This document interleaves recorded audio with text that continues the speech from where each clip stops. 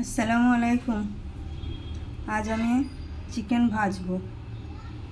দেখো কীরকমভাবে ভাজি। চিকেনটা ভাজার জন্য চিকেনটা কুকারে সিটি মেরে নিয়েছি। আর এখানে মশলা আদা রসুন জিরে গোলমরিচ লঙ্কা হলুদ সব রকম মশলা দিয়ে এটা পেস্ট করে নিয়েছি।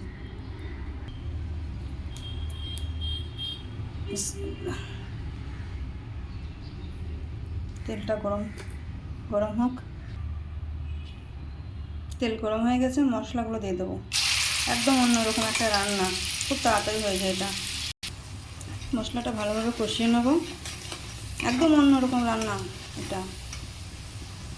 পেঁয়াজটা কিন্তু এখন দিই না, আমি মশলাটা কষার পর পেঁয়াজটা দেবো। মশলা থেকে তেলটা ছেড়ে দিয়েছে, এবার পেঁয়াজগুলো দিয়ে দেবো।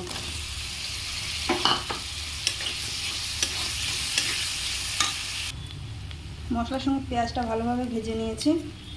চিকেনটা পুরো দিয়ে দেবো, পানির সঙ্গে দিয়ে দেবো চিকেনটা।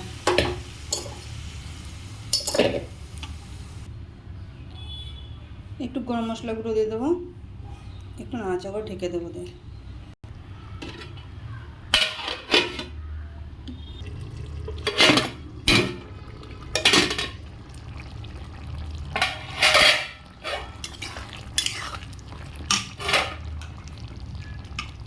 একটা টমেটো কুচো, লঙ্কা ধনের পাতা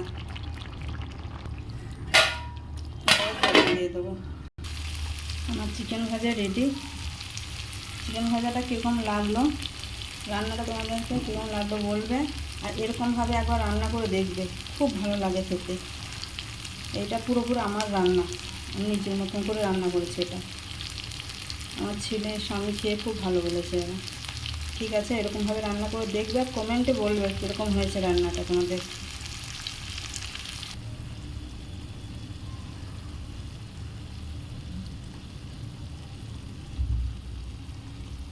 মশলাটা যেরকম আমরা দিই চিকেনে, যে মশলাটা দিই সেই মশলাটা দিয়েছি, কিন্তু মশলাটা আমি মিক্সিতে একবার ঘুরিয়ে নিয়েছি। একটু পানি দিয়ে আদা রসুন জিরে গোলমরিচ সব রকম মশলা দিয়ে এরকমভাবে করে দেখবে একবার।